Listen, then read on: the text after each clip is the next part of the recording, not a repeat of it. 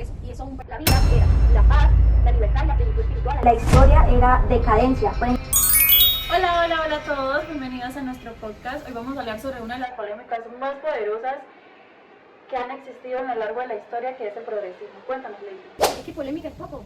Sí. Porque, o sea, el progresismo solamente puede significar, como puede significar ciencia, tecnología, evolución, también puede significar racismo, guerras, incluso colonización. Bueno, y para guiarnos en este viaje que vamos a enseñarle a todos, vamos a agarrar como referencia a un historiador súper bueno, que es del siglo XX, que es Robert Nisbet. Él en 1986 escribió un ensayo sobre cómo el Occidente ha evolucionado y ha pensado el progreso durante todo este tiempo. A ver, chicas, cuéntame qué decían los antiguos griegos y qué decían los antiguos romanos sobre el progresismo. Sí, aunque era lógicamente muy diferente a como lo estamos entendiendo hoy en día, Hesíodo nos daba a entender de que la historia era decadencia. Por ejemplo, que desde la edad dorada iban cayendo en peores edades. Pero ojo, es que no todos eran tan pesimistas, la verdad. Habían griegos que sí veían avances sobre todo, más que todo en el conocimiento y en la técnica. Cierto, aunque Platón y Aristóteles eran como más cíclicos, creían que todo se repetía, que la historia daba vueltas. O sea, en resumen, en la antigüedad habían quienes hablaban sobre la decadencia y otros que hablaban sobre el progresismo como tal.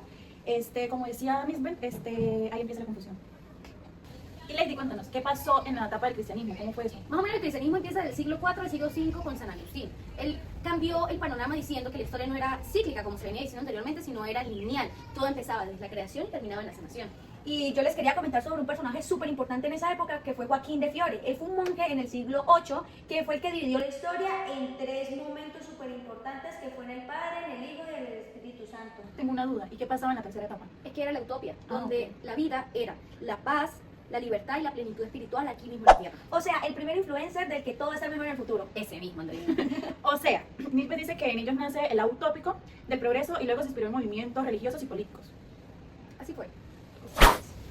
Hay algo súper importante cuando leí el texto, me tramó mucho sobre lo que pasó entre la guerra de los antiguos y los modernos. ¿Quién ganó? ¿Cómo fue? ¿Cómo sucedió? Bueno, los antiguos decían que los romanos y los griegos eran insuperables en la filosofía, en la moralidad y en el arte, y que no hay nada nuevo que lo supere. Pero es que siempre los modernos, ellos respondían, claro que sí, porque estaban los geográficos, estaban Galileo, estaban Newton, estaban todos aquellos nuevos descubrimientos y estaban avanzando más que nunca.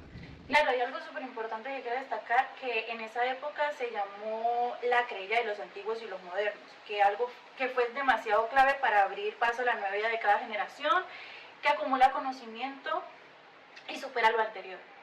Bueno, ya que salimos un poco sobre los modernos y los antiguos, ¿qué pasó después? Aquí es donde entra la ilustración. La palabra progresismo era la palabra de moda. Todo empieza con Turgot en 1750, donde se decía que el progresismo era de manera acumulativa, porque cada generación mejoraba lo que quedaba de la otra.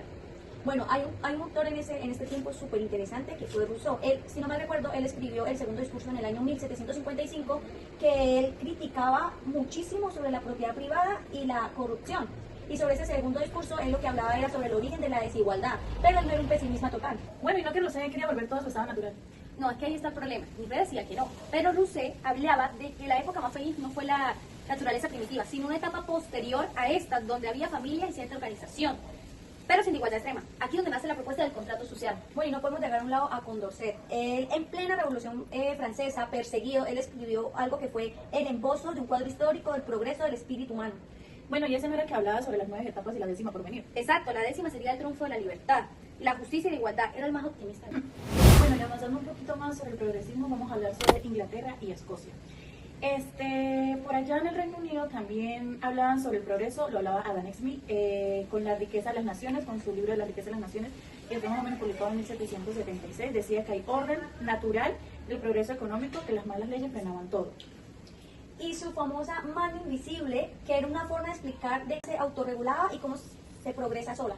Aquí William Godin en 1793 fue más radical. Pensaba que se podía eliminar el hambre, la miseria y la enfermedad, incluso hasta la muerte.